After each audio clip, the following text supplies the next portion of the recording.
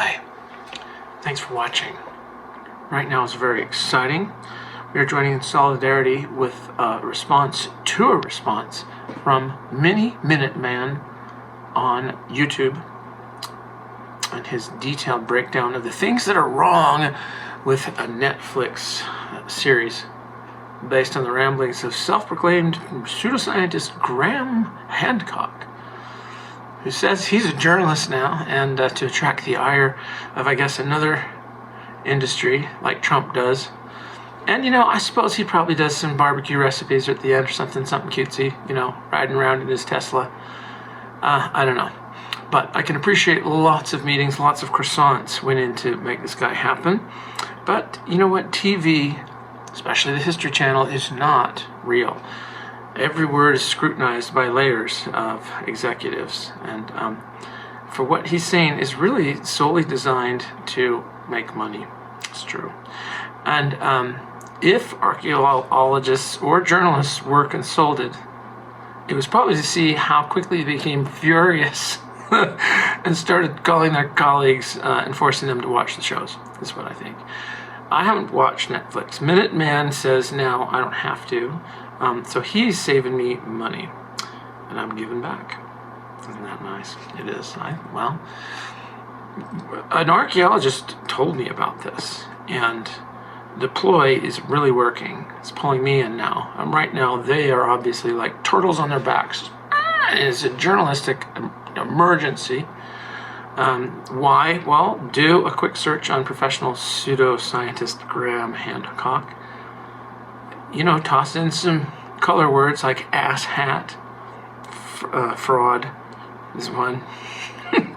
And they'll see so much scientific ire that you wonder why the guy doesn't just charge people to line up and punch him, like paper punch. He'd make way more money. Some people might even pay a little extra, for gut punch Thursday or, I don't know. Look, I wanted to see his free show, and I found out I don't have to. Plus, Graham says he's a journalist now, so, that's sparked the attention of real journalists with real credentials, and I'm an early bird. So, I'm a journalist with a degree from the University of Utah in broadcast journalism, published on respected journalist publications like National Geographic, and just last year, the Great Salt Lake Collective, ESPN, and others, joining this fight today that this man has started in solidarity, because Graham might have had a brief, legitimate stint in his time writing stories like, Lois Lane. He says he's full on now, like, he's out of the journalistic closet, or, phone booth like Clark Kent used to do. Or maybe he did some books on tape. I don't know what he's been doing while he's been buzzing around in that, I'm sure, custom Tesla, hanging out with journalists at the craft service table, like, hey, do we keep a journal? What do we do here? A diary? Dear diary, today I had croissants. Because he's educated as a sociologist, which is a very respectable thing. We need that. We got people. We need that. I know nothing about it, but he does. And nothing has really all of a sudden changed to make him a respected journalist with a respected organization. Now, most educated journalists who see the show's title on History Channel are going to, ancient apocalypse. They're going to know right away that this might be what's called yellow journalism. That's what I'm trying to say. Most real journalists kind of avoid the term, like pseudo-journalism, only it's yellow. It's nicer. Remember, the History Channel, they had apocalypse fever already back, it was until exactly 12/21/12, when the world didn't end as they predicted for that day. Probably right at 12 seconds. And they had no future programming, so only the lyrics to a Rush album to guide them, I guess. Had to go back to the past, known as history, and shows like how states got their names. Let's do New Mexico again. I mean, he's inheriting a disaster, perhaps an apocalypse. He's the story, okay, not the journalist. It's a trick to misspell something online and then get attention from all the corrections. That's a social strategy on steroids, and that's what's happening, okay? But seriously, the response video here from MiniMinuteman is awesome. It's got 12K comments and rising. It's got 1.2 million views and rapidly rising. It's called I Watched Ancient Apocalypse, so you don't have to, part 1. And it's begging for another view. So you can like it and comment and do all that stuff if you can spare it. Can you? Like and view me too now, in case you change your mind later, okay? Just asking. Alright. I'm calling this response to MiniMinuteman's response. It's going to be called Actually Proving a Lost Civilization in a Minute. Man. My whole goal here is to prove a lost civilization using Minuteman's outline, as I too want some observations from critical archaeologists as an ad hoc peer review. The support for a lost civilization hypothesis, I think, has been robust and stands irrefutable since the evidence is entirely empirical. It's abundant and consistent with what scientists need to postulate a working theory. So if Graham failed, well, let me take a swing. This may also be part 1, okay? So there might be part 2. I might have more things to say. I doubt it. Minuteman lays it out pretty clearly. He speaks for archaeologists, and I agree this is a mutually agreeable academic pathway to providing sort of this lost civilization. 1, 2, whatever you need, okay? If you need 2, that's great. And Graham apparently botched it, probably by breaking into song or just reading the lyrics off the back of a Styx album. Come sail away, come sail away. I don't know, because I don't have to watch it, and you don't either.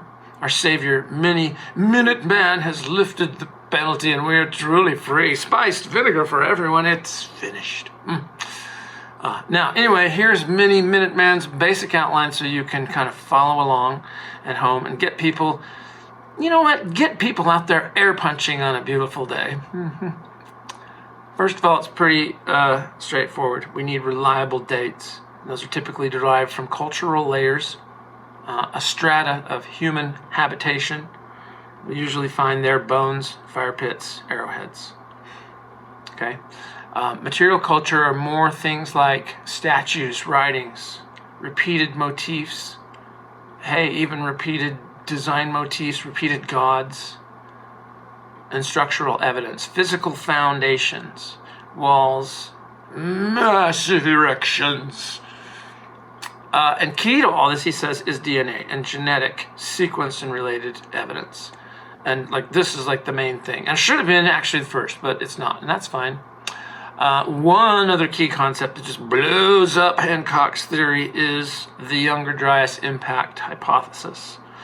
You see, this hypothesis that contends that an extraterrestrial object, we'll say it was an object, over North America, exploded 12,900 years ago, initiating this period, cold time, and the extinction of megafauna and the demise of the Clovids.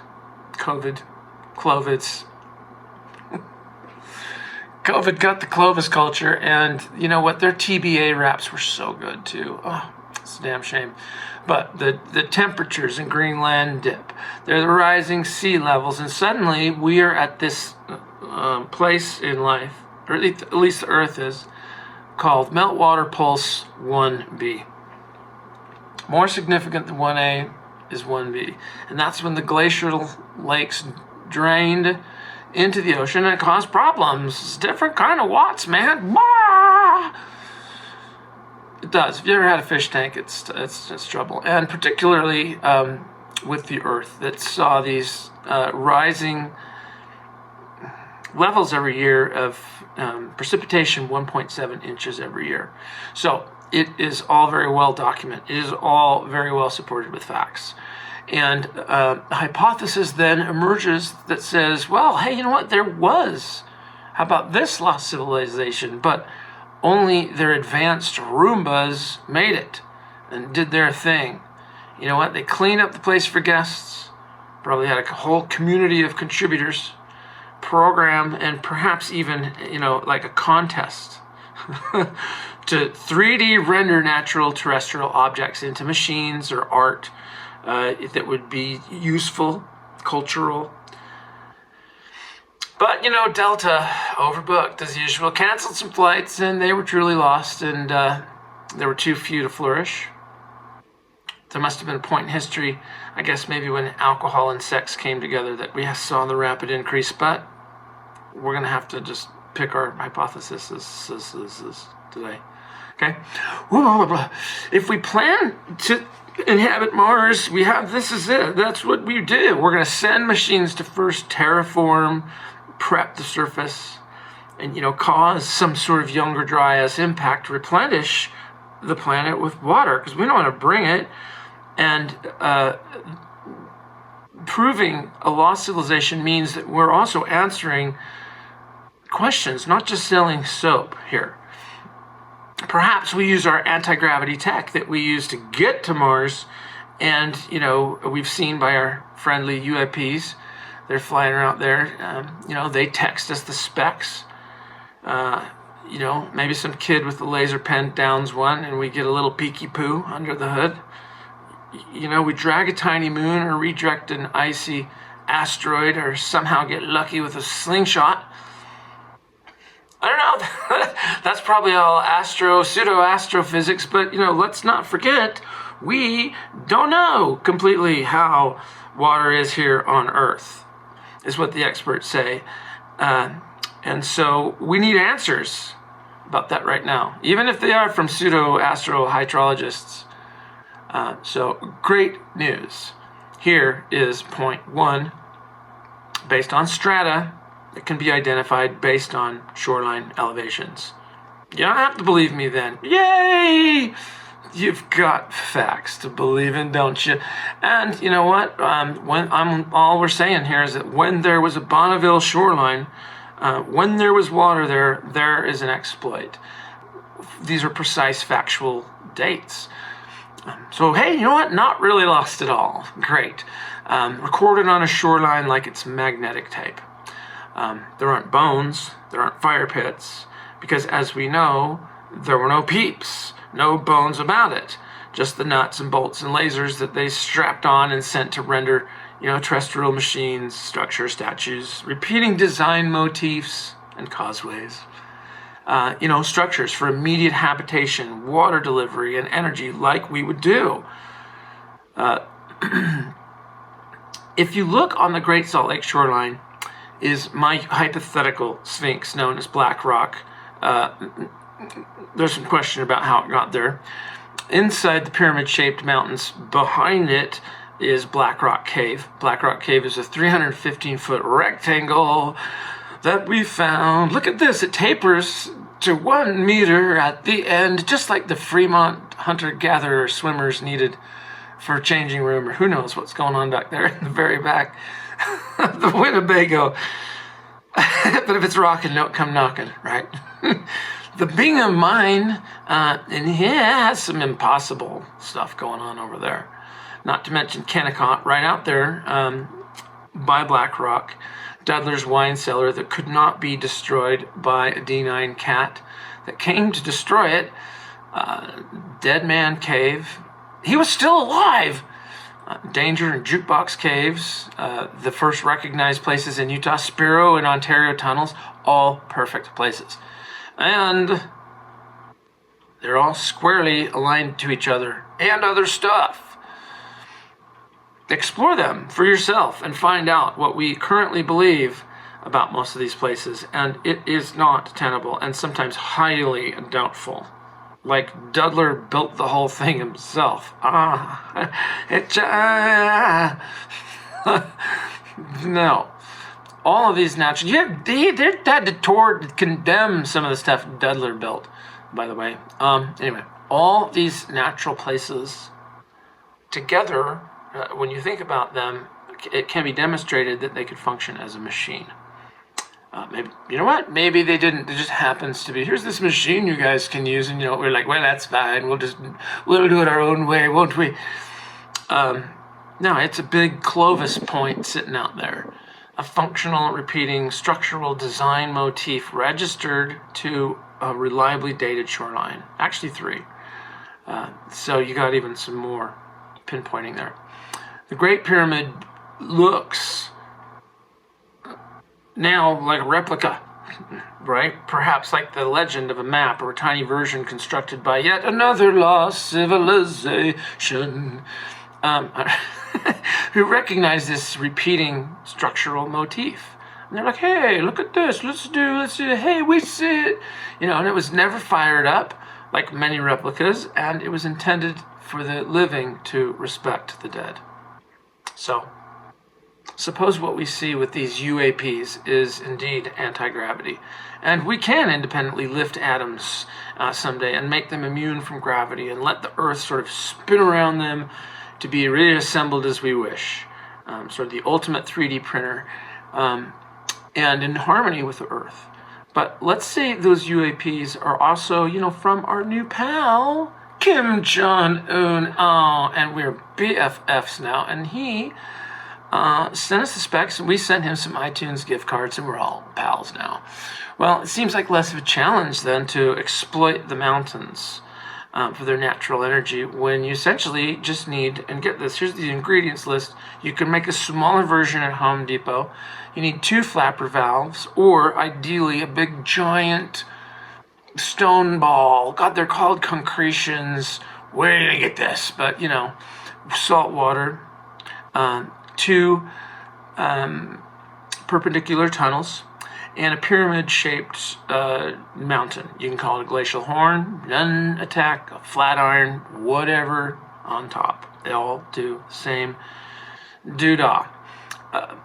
And that is strata. That is repeating design motif. That is structure. Adhering, registered rigidly to a design found worldwide. Plus, that structure, like DNA, shows places near and far are sequenced and related to make a functional machine. Christopher Dunn articulates how this is accomplished with the ultimate irreducible replica of mountains and this phenomenon, the Great Pyramid. He is an engineer. He studied it. He went to school for engineering. He's an expert. I interviewed him, and he said, a corollary to my new core belief was that the Great Pyramid, exhibiting the precision and design characteristics of a machine, was originally designed and built to function as a machine. Furthermore, considering the investment of resource into developing the science, designing and building the structure, the benefits returned to the civilization that built it, the benefit was energy. The fact is, repeated design motif and terrestrial machine is found worldwide. Here is one in South Africa. Yes, it is west of the Giza Plateau. If it were coincidental, the first and last non-scientific argument people tend to make, okay, well then the Van Halen logo, that design would just as easily fit, like it's buried under there, repeatedly, at the same size, oriented to concert venues with consistent layouts for subterranean dressing rooms. Okay? Coincidence is dead. And to be clear, that the brown M&Ms, the bowl of brown M&Ms that they had to keep, that was just to make sure that they got Eddie Van Halen's gear requirements right too. He is a complex guy. He had complex guitar set requirements. I'm the same way. I can understand. This mechanical functional design, thought to be a ram pump, that pumps water uphill like a water wheel, is daisy-chained at the same size constituting Salt Lake County. A bold fact to state. But in fact, it's often drawn by the county line. Black rock practically splits it. And that's a fact all sort of long before, I think, Giza. The exploit has been exploited by famous and wealthy men like broadcaster, tunneler Adolf Sutro, Dolphy, as people knew him before his name became unpopular, and his pal George Hurst, as top geologist and father of mining. He absolutely must have put a lid on academia by just simply withholding evidence. He was the first and last scientist to see a lot of these places, and he himself was illiterate. He may not even known, but he knew something. His mines in Virginia City and then in Utah both have questionable provenance. They share this repeating similar design spec above and below ground. Different mountains, same 3D geometry motif, and the Sutro Tunnel. He was almost the father of journalism and publishing, but found journalism is even harder than rocks. And that's the hardest kind of reading. So, shrewd people like him got into the paper business to get themselves out. Right? People who lied don't like journalists. Trump had to invent Truth Social to get around the press. Journalists have to prove things are empirical on site. Right now, people don't have time about possible fire on Maine. I mean, you got to tell that vision, show me that fire. And journalists, that's what they do. But also by using experts as their lightning rods. And in this case, it's Mr. Big Lightning Rod, Nikola Tesla, who's bringing the fire, who said, if you wanted to find the secrets of the universe, well, think in terms of energy, frequency, and vibration. That's what he said. In fact, you cannot duplicate his experiments at Nob Hill without duplicating a design similar to the Giza Plateau. For Nob Hill itself has the observable and measurable geometry of a sphinx. How it lines up like that to the peaks and exploited tunnels for military installations, even Tesla may not have fully known. But he knew it was there. He never mentioned pi or the golden ratio either. He said, I hope it will be also demonstrated soon that in my experiments in the West, I was not merely beholding a vision, but had caught a sight of a great and profound truth. Did we demonstrate it though? No, we didn't. Do we know the profound truth? No, we don't. Did he write more about it? Well, yes, he did. And actually, former president, truth talker Donald Trump, his uncle has the final answer, unfortunately, actually, and the final documents that aren't in Joe Biden's Corvette. According to John Trump, and he's a respected engineer, what he said about Tesla's last 15 years is these thoughts and efforts, during the last 15, were primarily speculative, philosophical, and somewhat promotional character, okay? It didn't include any new, sound, workable principles or methods for realizing such results. I'm talking about, okay? It's true, because structural, functional, sequentially related evidence was absolutely demonstrated by Nikola Tesla. He showed what the possible usefulness is of naturally occurring features like Pikes Peak, Bull Mountain, and Orms Peak, coming together with what was ever there before Cheyenne Mountain corridor, that they blasted out with 500 tons of TNT.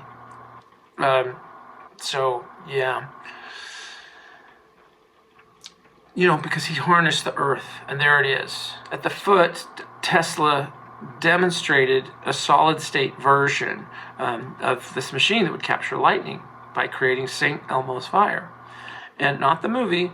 And then it would solve the world's energy problems. But same apparatus this is 100 years ago. He would broadcast it like we do today to personal handheld devices that he predicted. Unfortunately, there was a practical issue. There were precautions, but not beyond particularly today's ingenuity. The machine would free the Earth from fossil fuels, and it was up and running with he and a couple of friends in a few months. He was subsequently shut down by J.P. Morgan, who, you know what, he realized, whoa, I'm going to lose, thought he would lose money on this. He's got oil to sell. He's got a new Marconi radio adult FM Contempo to run. And you know what, he's got rubber for tires. He's got rubber to rib for her pleasure. And he doesn't want to lose money on this freebie that Tesla's starting to hand out. And you know, we know the rest of the story. Nikola Tesla insisted we abandon fossil fuels or else. Hello? Is it me you're looking for? No, see? He handed us the grid and the power plants that feed it, but the fires and their smoke are blocking them. The sun, the solar, the hydro levels are running low. Lake Powell and Mead are historically low. Tesla would be punching the sky. So we aren't done here. Everyone needs to do their part. And with the enthusiasm of an immigrant like Nikola Tesla or a friend here today, MiniMinuteman. So thanks for watching. Be sure to like, subscribe, and the other one, and exit to the gift shop. Thanks.